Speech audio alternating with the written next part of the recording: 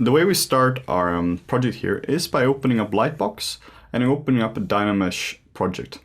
This will just give you a sphere with the Dynamesh already enabled on it. The first thing I do is we change the matte cap for it to give something more appealing, and we just make a center line for it where the face is and where the eyes are. I should probably mention that the Lightbox, you can bring it up with the comma key. Yeah. This is just a personal preference as well, though. It's not a right or wrong thing to start off with the head or the eyes. It's just a personal preference. Yeah, this just makes it easier for us to we just define the plane where the eye and the center line is, and that just we just build from there. We just like to work like that. Yeah. And then we use the move brush and the snake hook brush now in a moment to just block in the body for it, which is just a nice way to get some big shapes down. We're not worrying about details, we're just worrying about getting the main form down for the body. Kind of like a little sausage now. Weird sausage. Like the snake hook brush is really great for these sort of fluid forms, the limbs and things like that. With the move brush is great for more control over moving big chunks of clay or polys around. Yeah, exactly. You want to be a little careful with the snake hook brush though, because you can very easily like destroy your model. If you look at the tail now, it's a little bit stretched, but that's usually fine with Dynamesh. You just have to keep it in mind. Yeah, because like whenever you use the snake hook brush, it can mess up your mesh a little bit if you stretch it too far. But as soon as we remesh it, it's going to be fixed. So we're just worrying now about getting the main topology down for it as well, so that we know we have enough polys to actually work on. And in the beginning, it's going to be very much about proportions and just figuring out where the relationship between arms, legs, and the tail. And now we're using the curved tube brush just to get the topology down for the arms. We're not worrying about, as you can clearly see, we're not worrying about the design for it. It's purely a technical thing, just to get the topology down. Basically, it's like, here are arms, here are legs. Yeah, exactly. That's all it is now. And then we're using the clay build-up brush with no alpha on. In the beginning we have an alpha, but then we disable it to get a really nice and smooth brush. Yeah, the problem with using the clay build-up brush with the alpha is that there tends to be a lot of cleanup. Yeah. In the process. It can be great for just sculpting sort of like something that looks more like real life would be like, but for this, that's not really what we want. No, we want a clean base. We don't want a lot of noise in our base at this point. Brush strokes are awesome later on, but at this point we just want clean shapes. And now we're just defining the shapes a little bit more using the move brush. Just going over like the arms, getting some more shapes into it, the legs, and just getting the very broad shapes down. And one thing to keep in mind is that, I mean, at this stage, everything is going to look terrible. After like a couple of minutes of sculpting, your sculpt is not going to look great, but that shouldn't like bog you down. You just have to like keep in mind that it'll be great later on. And this is purely just to get down the main proportions, find the landmarks, all that kind of stuff. Yeah, and speaking of landmarks, this is one of the things we're doing right now. It's so important to get down the main landmarks first. And by landmarks we mean bony landmarks, where you see the skeleton. So you can see what's already defined is the scapula, which is just a shoulder blade, which is so important for the back, the hip, which is being done right now, and the rib cage. Yeah, once you have the relationship between the scapula and the ridge of the hip, sort of like with the rib cage as well, you can sort of start filling in all the muscles and that. Yeah. And if you don't have proper bony landmarks, your entire figure is going to lack structure and proper form. You might not see exactly what's wrong with it, but something is going to feel off. It can be very hard to define exactly what's off about your sculpt if your base wasn't correct. Yeah. I mean, the landmarks are so helpful for like setting boundaries, and because if you just jump directly into muscles, it can be very confusing because there's just so much to like think about.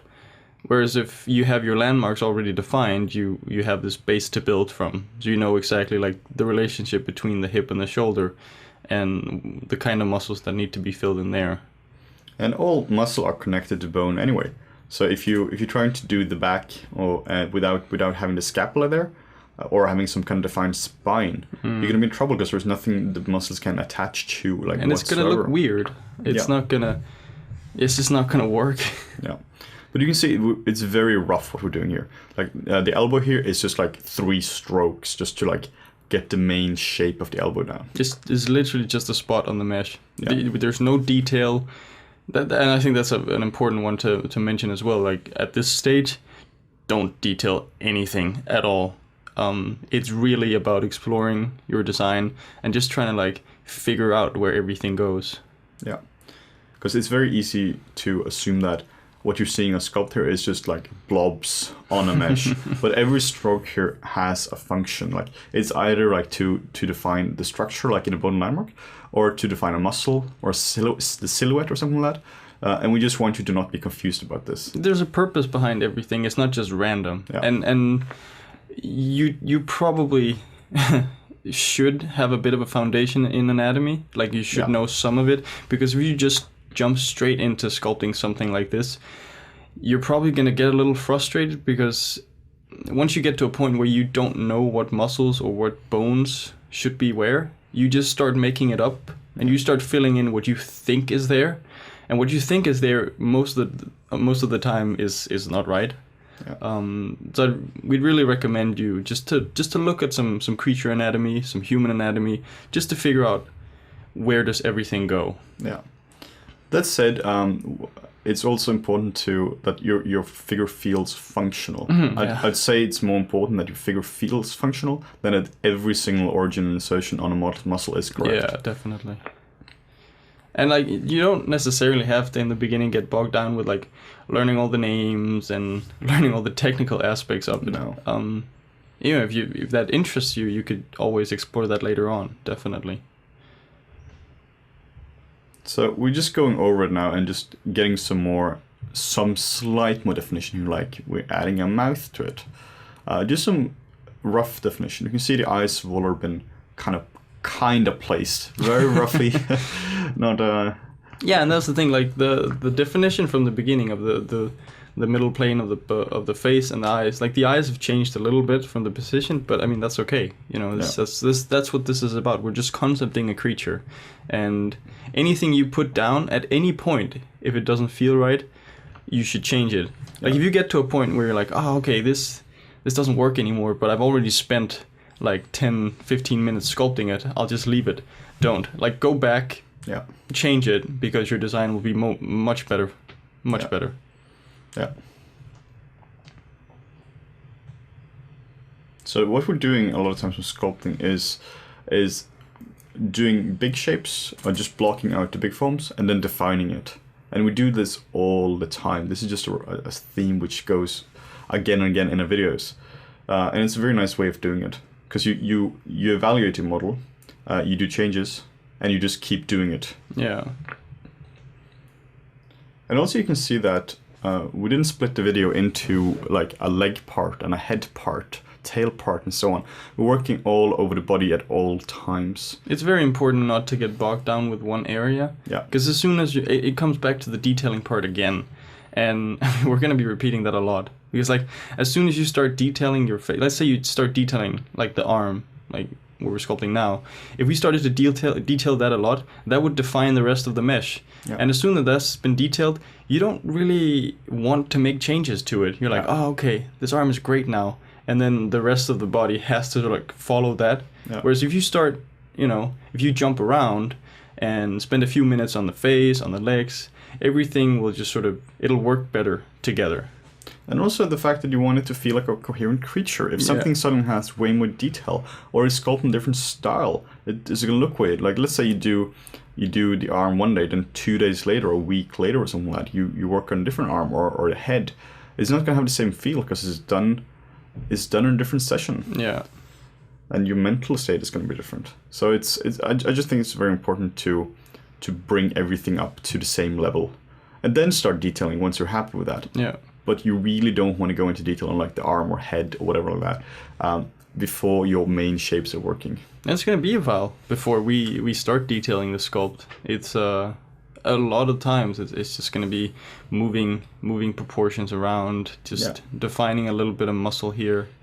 It's it's very important not to jump into it too soon. It's very tempting to already now be like, all right, this is great, my sculpt is perfect, I'm just gonna add some wrinkles and whatever, but just don't. Just don't. Before the big shapes are working, just don't even consider doing wrinkles or anything like that. The model is it's just gonna feel weird. It's not gonna look believable at all. So at this stage, it's big shapes, it's the big muscles, like the deltoid here you're seeing, just defining biceps, defining some forearm anatomy, stuff which is gonna affect the silhouette pretty much. But we're working with mostly external shapes. We're not working with the internal silhouette. What that means is that we're working on things which are gonna, again, break the silhouette. We're not working on very small details in the face. We're not defining the eyes at this point, for instance. Any sort of internal workings, like the internal silhouette is gonna, that's at a later stage, a much later stage, when we start sort of like, not the detailing part of it, but the part before, that's when we kind of start working with that.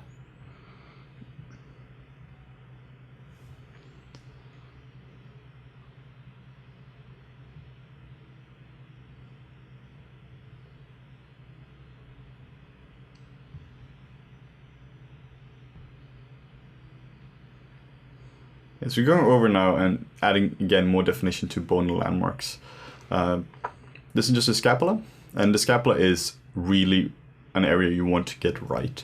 If the scapula is working, you're going to have such an easy time with the back compared to if the scapula isn't working. And I feel like it's a very common, I wouldn't necessarily call it a common beginner mistake, because I feel like it's very prevalent in a lot of sculpts, even in sort of very, experienced sculpts. That is the back, anatomy of the back, because, the front is such a fascination for everyone, because that's what we spend the most time looking at. That's what's presented to us in like advertising, and there's a lot of focus on just like the front of people. So you actually don't see the back of people or anatomy that much. So a lot of the time, people just sort of wing it when it comes to the back. Yeah. And that's where something like the scapula can really help you. Yeah. Placing it correctly, understanding the relationship between the scapula and like the muscles on the back, that'll really help your anatomy a lot. It will. It will just make it feel more believable. Yeah. So please don't take that shortcut and just be like, whatever, it'll be fine. And at this point, we're also gone over the model with the trim dynamic brush. This brush is just awesome in a lot of ways. You can use it for a lot of hard surface stuff, but here it's simply for defining planes. Yeah, it's great for that. Because at this point we've been working with the clay brushes, and the clay brushes can be messy. The clay brushes are great for adding volume, but the side effect can be that sometimes you have too much texture, or you just leave a little bit of a mess. Yeah, it just becomes a little too blobby sometimes. Yeah. And by using a trim dynamic or H polish, for instance, you can really quickly define some nice planes in your model. And this is important this stage. Like this, as I said before, like even though we like something we've done here, like there is a nice little wrinkle or something we like here, which you oftentimes have, we just sculpt the crap out of it now and just break it into planes. Yeah, and so the trim dynamic, it's also great for cleanup. Yeah. Because it unlike the smooth brush, it doesn't take away too much detail, but it can still kind of get rid of some of all the texture that's left by other brushes. To try experimenting around with that instead of like going into the smooth brush and just having that as your default brush for smoothing. Yeah. A lot of times, I personally prefer to use the trim dynamic brush instead of the smooth brush. It's just really nice for simplifying your model. And a nice way of thinking about it is that you simplify your model to make this design stronger. It's so easy in ZBrush to get bogged down with details, because it's very easy to add details, but the hard part is to keep it simple. And the trim dynamic brush is fantastic for this. It's just very nice for getting the planes down. And at this point, this is where we sort of start to try to define parts of the face. And it's, like we mentioned before, the amount of detail that's on the rest of the body kind of has to match up with everything else. And that's where, like, now the face is the first thing you see on anything. That's, you know, as humans, we're just programmed to identify faces. So one thing that's also interesting you can do with your sculpts is trying to, like, be sort of tactical with where you place your detail. Yeah. Because if you define sort of like, that's sort of like when we start talking about internal contrast in your mesh, you know, if you place detail more on the face than on the rest of the body, you're automatically just going to be drawn more to the face, because that's the most appealing area. Yeah, that said, as was mentioned before, you don't want to spend like all your efforts on the face. You want to bring everything up to like a certain level, and then you can add some more definition to the face. And that's a really good point. Our eyes are drawn to detail, and if you put your detail on something like the back leg, that's where you put all your money sculpting. Your eye is going to be drawn to the back leg. So you want to put that where you want people to look. If you don't want to look at the face, don't put detail in the face. Yeah. But if you want to, and you most likely do as a creature, and as Morten says, we're drawn to faces, put detail in the face. But not at this stage. So everything we said, but don't do it. Not right now. We will come and find you.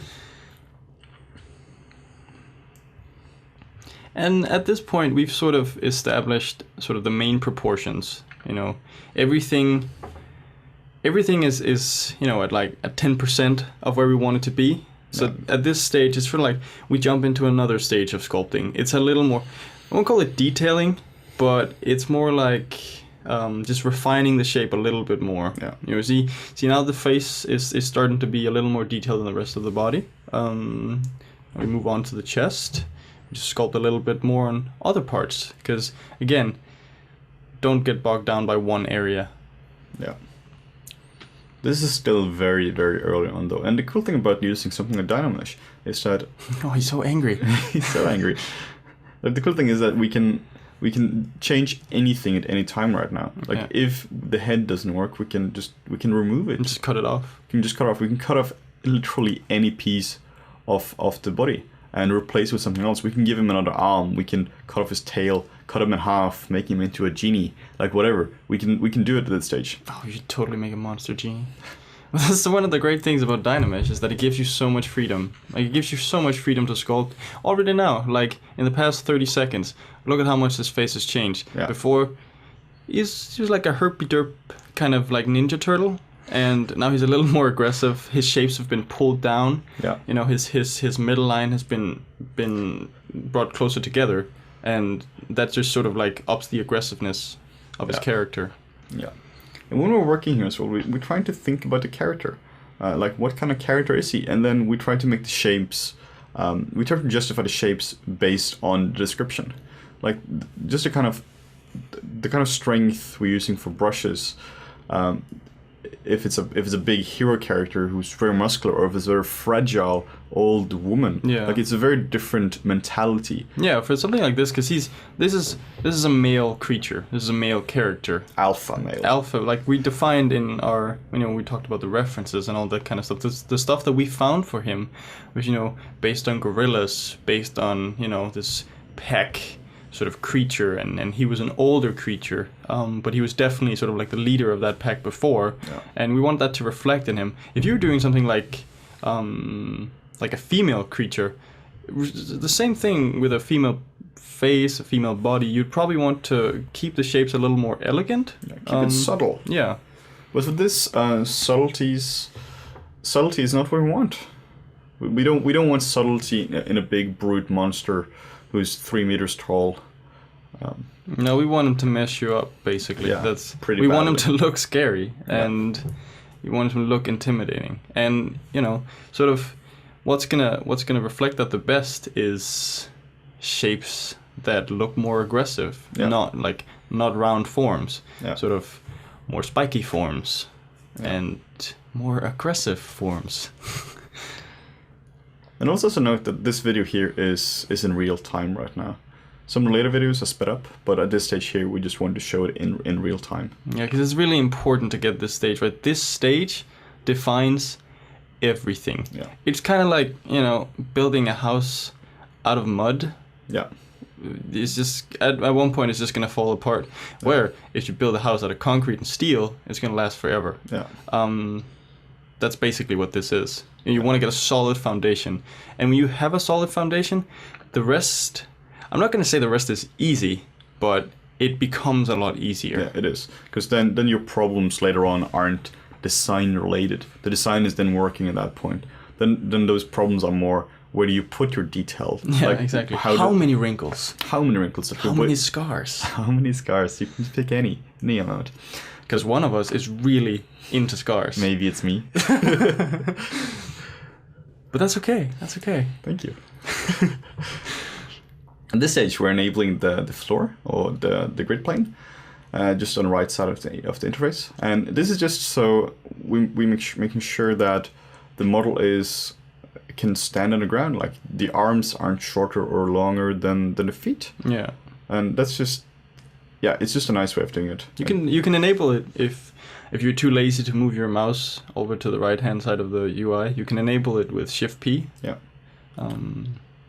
Really handy. Really handy. Also, we for certain times we disable perspective as well. Like if you want to review your model from the side, or particularly from the side, you don't want perspective on, because then the arms on.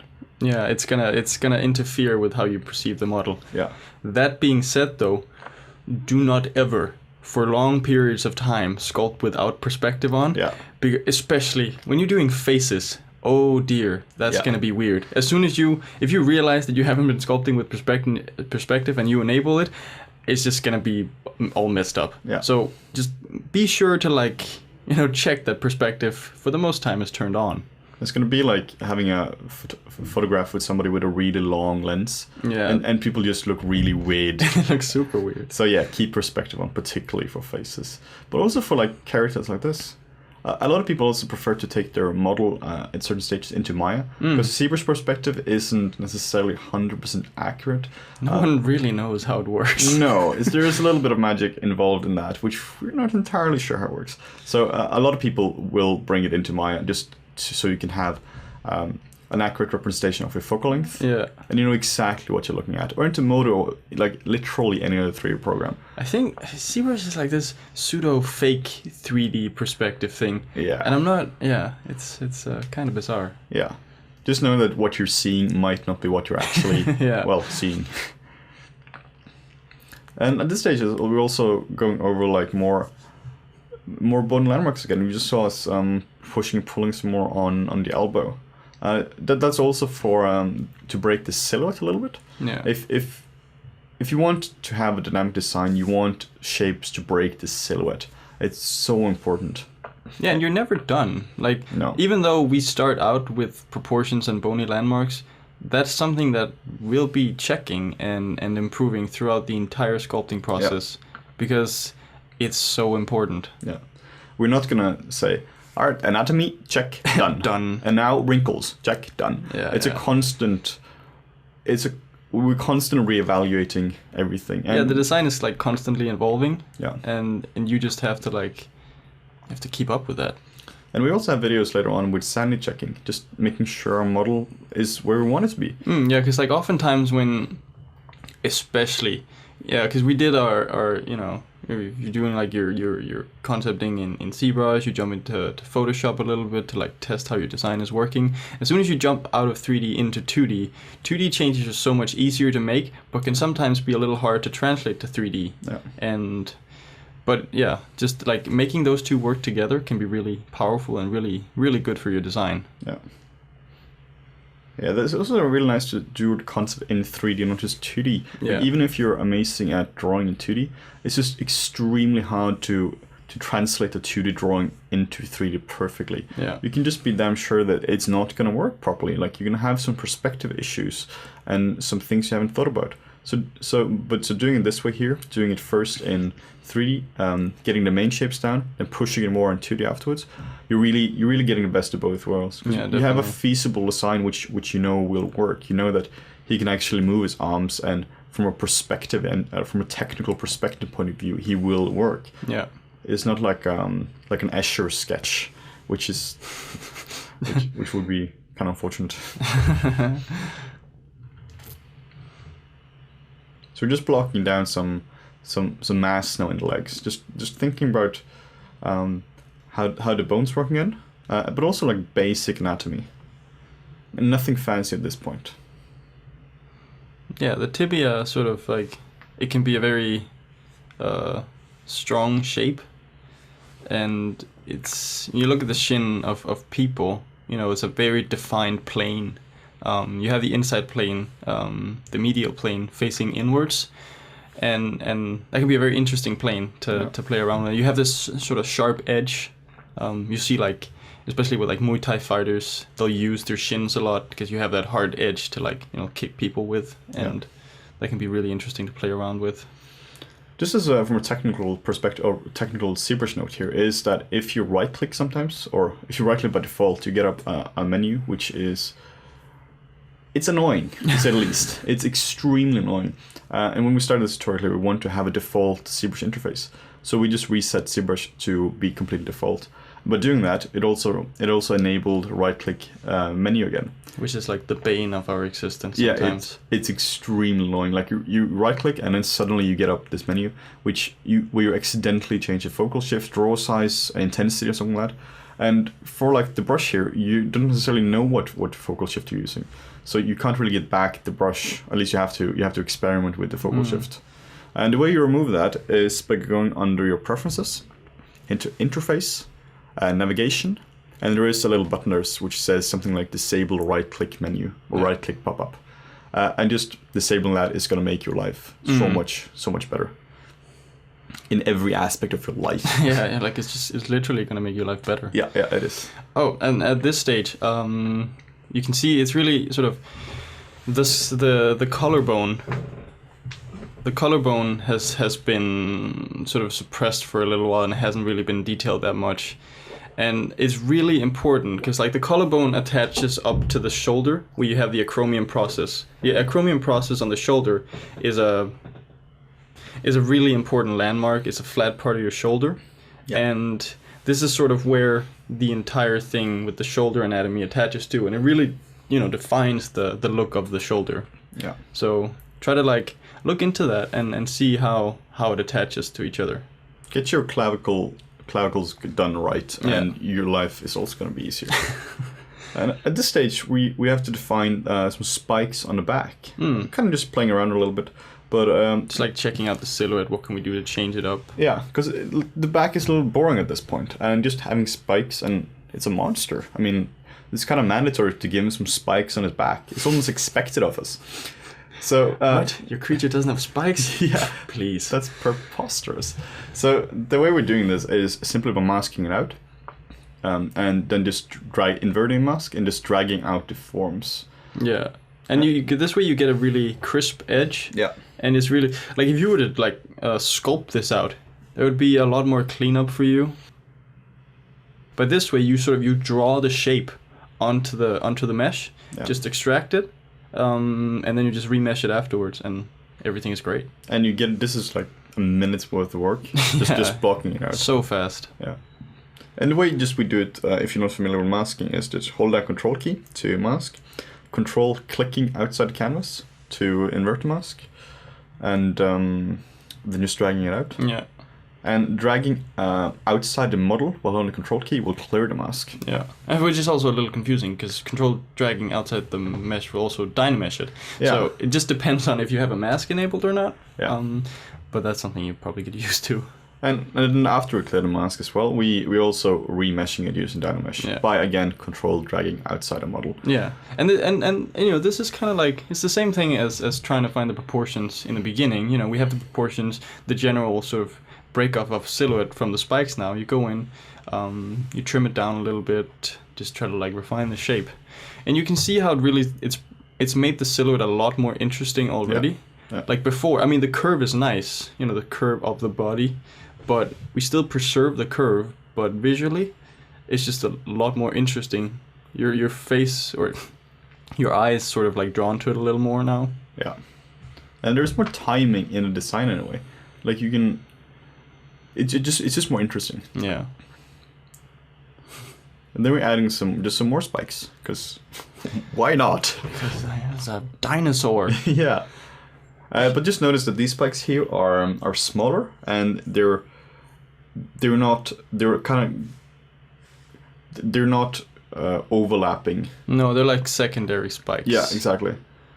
And in terms of the size, they were not the dominant ones. So we have some domination in design here, meaning that domination spikes. so it means that we have like the main spikes on the back, the big ones. They're the dominant ones. Yeah. Then we have some secondary ones, which are there just to help the design out. Yeah, they're like tiny helper spikes. Yeah. They're like when the big spikes get all lonely, like the tiny spikes come in to help. Yeah, exactly. But you see, like, it just looks more interesting already. But don't do too many spikes, because then it's going to be weird. You're going to have, like, a spiky demon. I mean, I guess if you're doing, like, mega spiky demon, that'd be fine. But, you know, try to keep it to, like... Yeah. To, like, an acceptable... I don't know, what's an acceptable level of spikes? I have no idea. I think you have to be careful there. It really depends on your design, so... Just don't push your luck. Yeah, just... You never know. Like, one more spike, oh, you're done. Yeah, so, yeah. But that is something like we have to be a little careful though, because let's just say that Morten and I are not too fond of the generic ZBrush demon creature you see posted all over the internet. You want to keep it functional. Like you don't want to think, let's just add spikes for the sake of spikes. Like here there is actually like a design point of view. Like first off, it breaks up the silhouette, but also we're thinking from in the environment he's living in. Like if somebody were to attack him from behind, they would like be impaled. Yeah, that was really one of the things, because we were discussing, when we were doing the design, we were discussing things like this, and we were like, oh, you know, it'd be cool if it had spikes, but why? You have to justify the choice. Yeah, exactly, like, why does it need spikes? Like, why would he have that much bone sticking out of his, like from an evolutionary point of view, why would he involve all this bone sticking out of his back? Like, yeah. This means that at some point in history, he had a predator who was very determined to kill him and have monster for dinner. I'm just gonna have some of that monster for dinner. Yeah, so by having spikes in it, it allowed him to not be made dinner that day. And it's like, I mean, you're looking at this creature like, holy, wow, that's a big creature. And it's like, well, there's always gonna be a bigger creature out there. Yeah. So. And also, right now, we're doing some genitalia for him. Like, you have a lot of the Disney stuff going on in movies today that monsters or creatures don't have some kind of genitalia or reproduction organ. It looks a little bit weird. There's something missing. Like, if you look at animals in like PG-13 films, they literally will not have a butthole. No. Because it's just, I don't know, it's not deemed acceptable. And it's not because we want to be 13-year-old kids that we're adding little penis there. It just adds more credibility to the design. Like, it's the same thing. It's like anything with it's a male creature. He's gonna have a penis. He's gonna have a penis. That's just it. Yeah. It's not a big penis, because obviously he's taken a lot of steroids to get to where he is. Yeah, but which is fine. which is completely fine. Yeah, it's not like we're not saying that you should spend all your detail on the genitalia. Doing like a hyper detailed penis. Yeah, no, we're not saying that. We just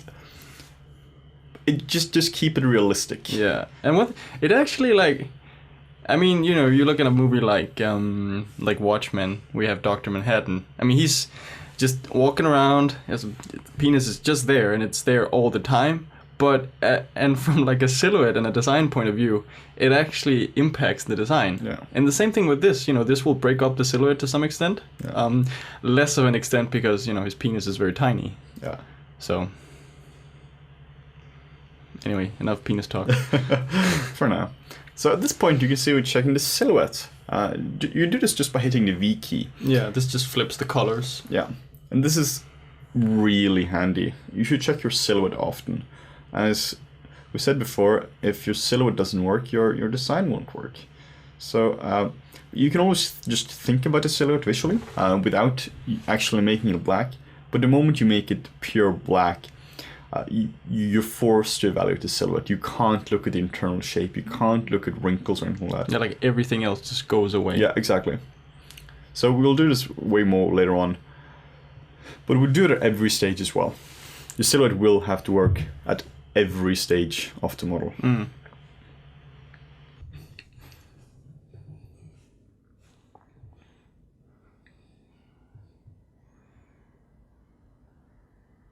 So you can see we're using the move brush here a little bit, just to do some bigger changes. Just pushing the deltoids in a little bit, just pushing the shoulders and deltoids in, just to make the design more interesting. Yeah, you're kind of getting this like a little bit of tapering from top to bottom. Yeah.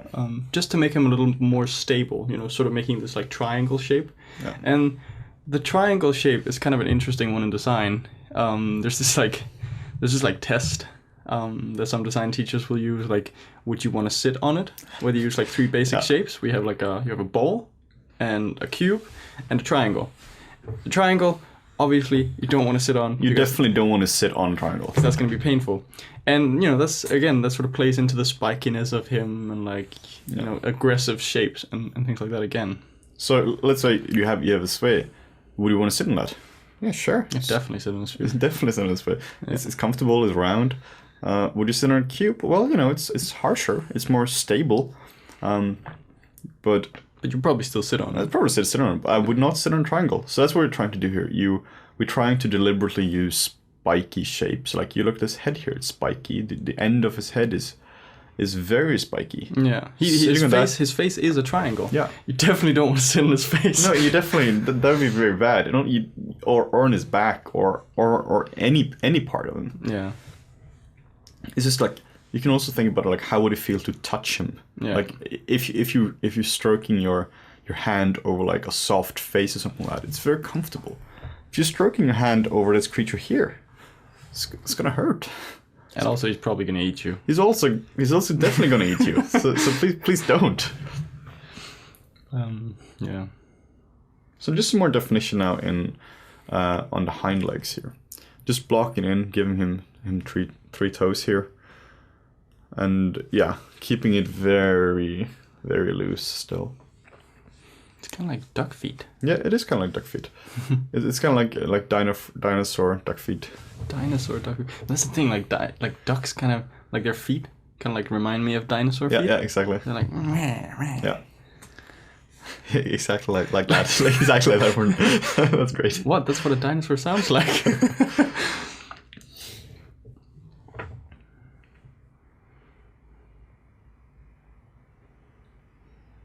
And just going over and evaluating the model again. Just rotating around a little bit, adding some more definition here and there.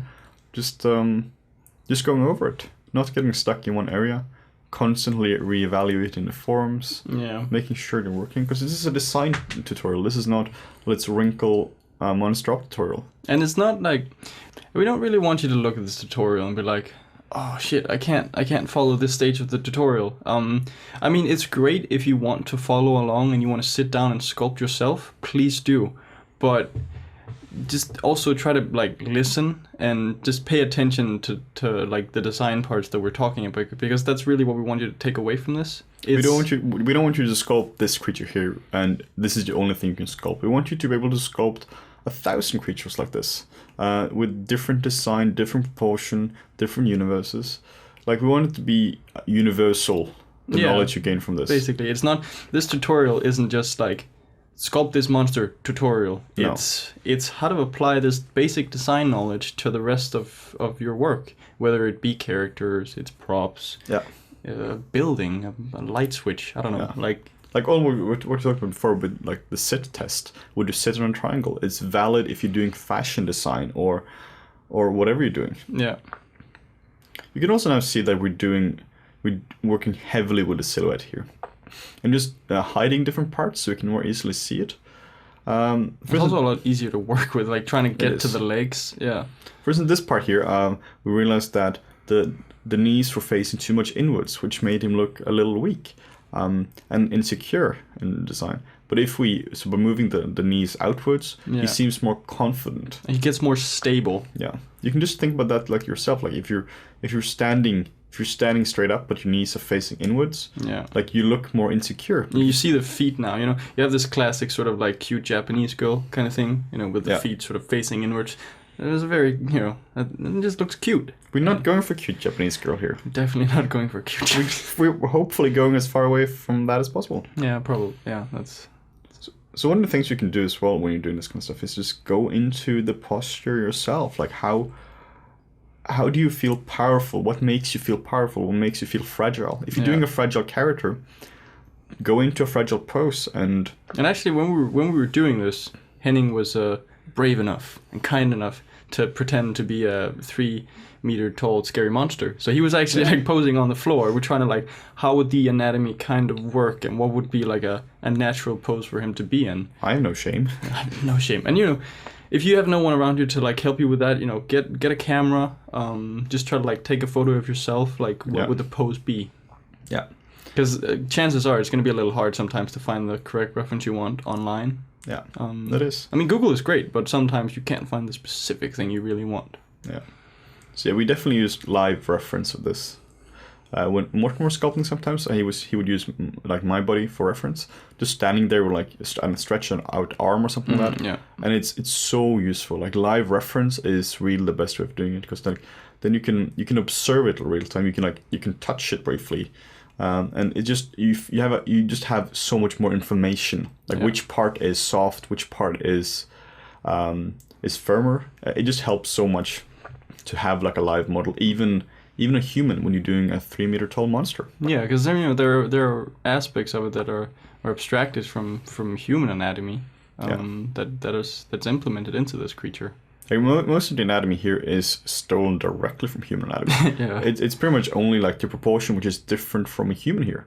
Like he has pretty much all the same muscles as a human, and exactly the same muscles actually. Yeah, pretty much exactly the same. I don't think we're deviating too much here. No, I mean we're cheating a little bit here and simplifying here and there, but like it's very much based on human anatomy. Yeah, and you know, like we talked about earlier, even though it's important to want to apply correct anatomy, you will have to deviate, because we're not doing something that actually exists. No. We're doing something, but I don't want you to like use that as an excuse to like skip over anatomy. Like it still needs to be there, because you're still doing something that's based in real life.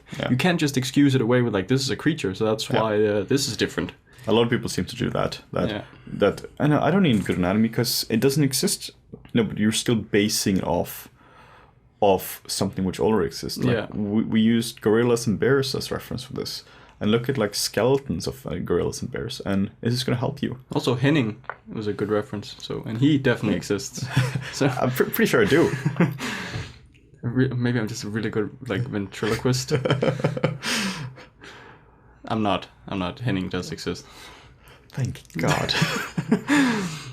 Again, now we're back to the Acromion process, and you know, you see that sort of like dip in there, because there's just no muscle up there. It's the Acromion process is, as Morten said before, it's just a little square part at the end of your clavicles, and it's almost like regardless of how muscular you are, it's just gonna be flat. So it's a great landmark to just keep in mind. Yeah. And that's also where you get a lot of shape from the deltoid from.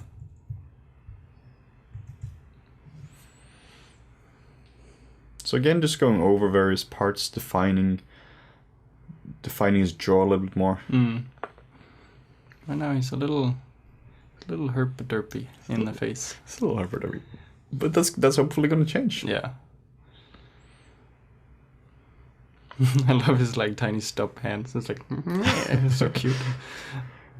They're totally not supposed to be cute, but you know that'll change. Yeah, that'll totally change. But this is only like 45 minutes or so into the sculpt. He's not supposed to be perfect at this stage. No. But again, like, you know, most of the proportions are there now. We have a solid base, a solid foundation to work from. Yeah.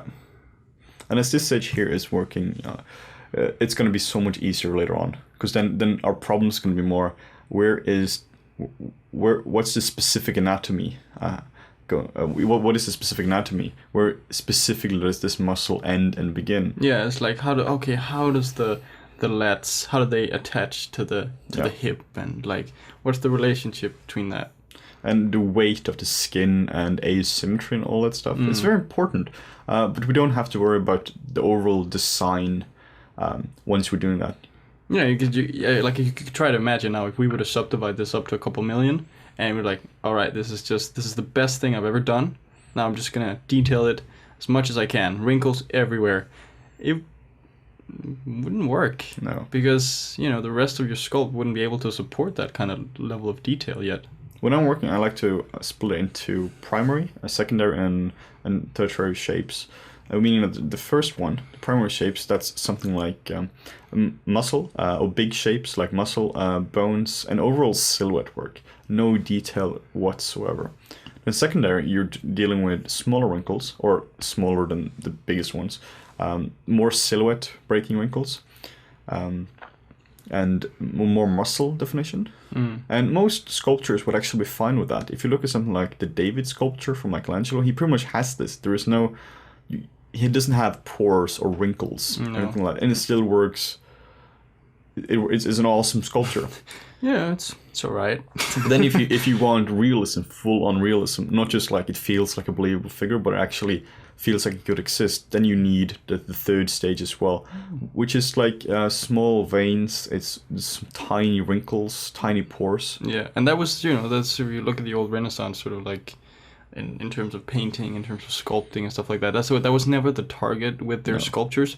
It is a stylized representation of real life. Yeah.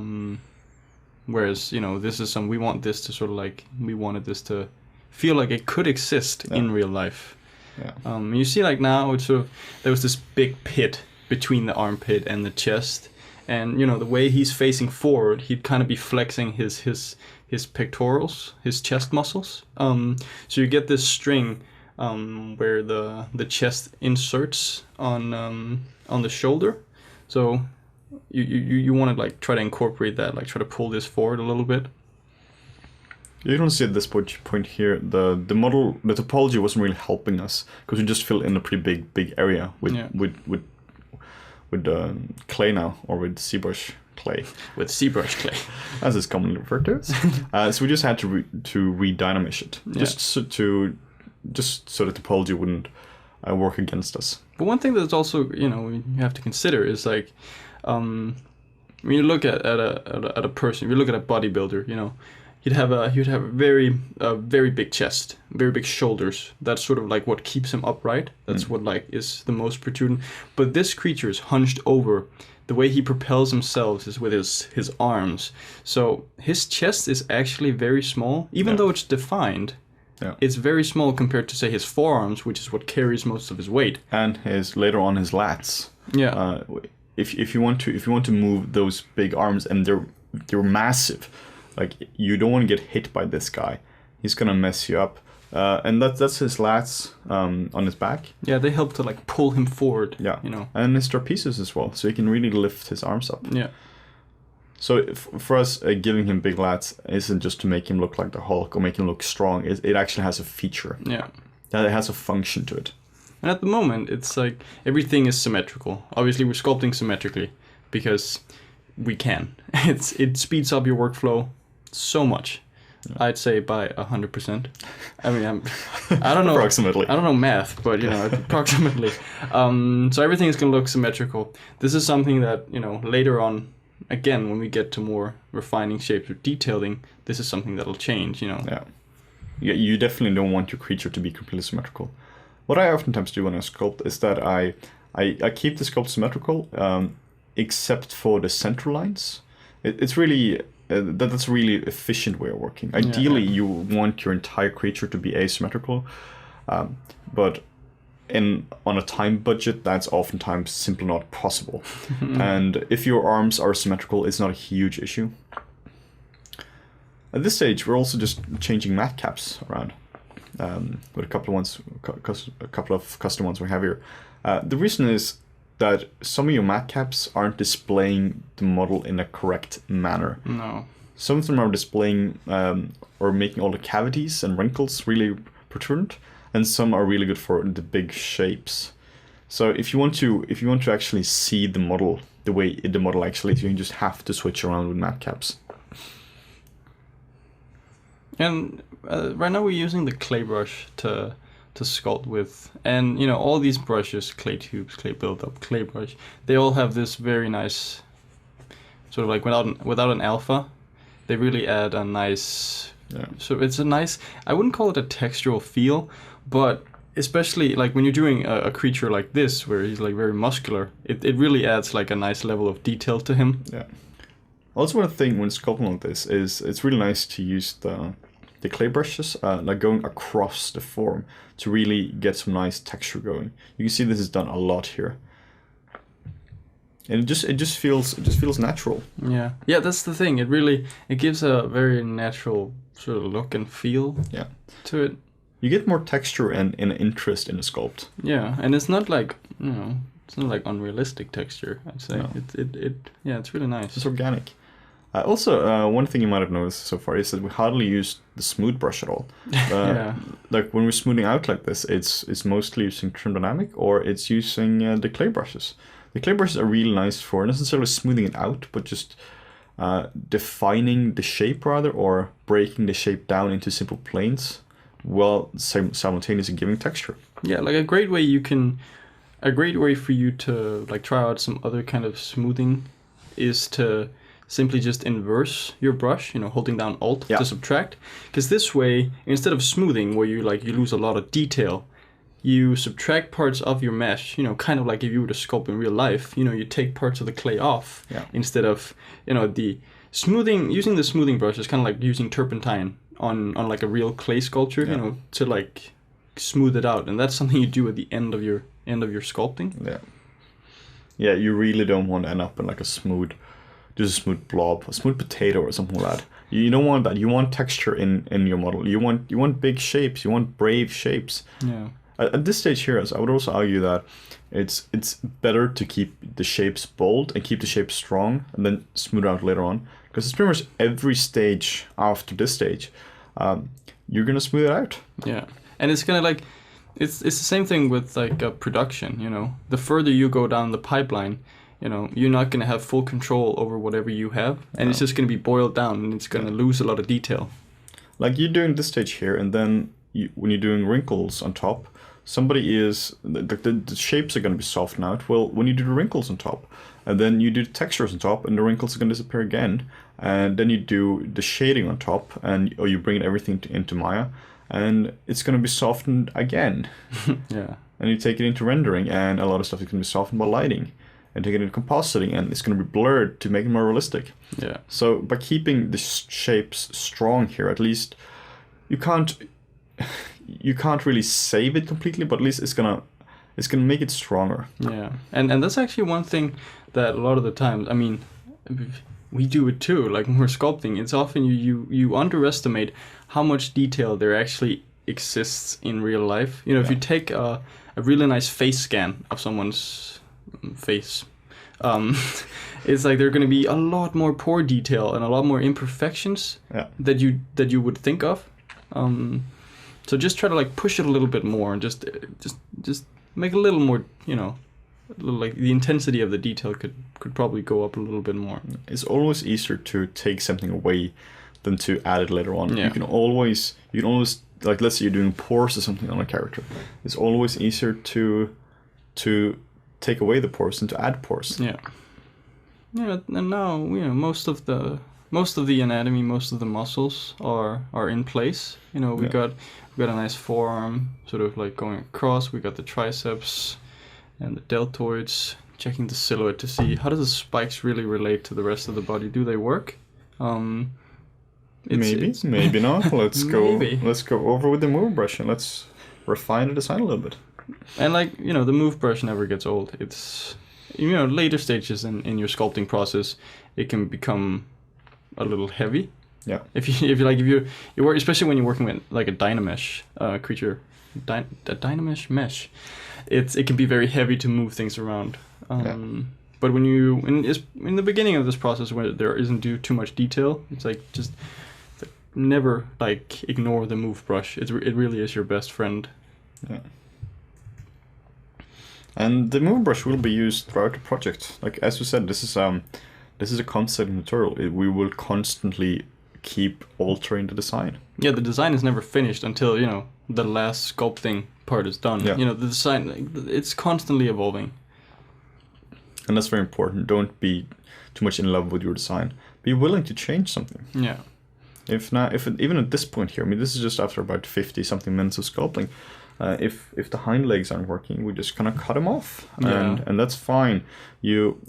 I oftentimes feel it's way better to to remove something and redo it from scratch than to try to fix it. Because fixing something is, then you already have a structure for it. Yeah, you have sort of like old remnants of stuff that already didn't work. Yeah, exactly. And you're trying to work within a broken framework. Yeah. Instead of having a completely clean slate.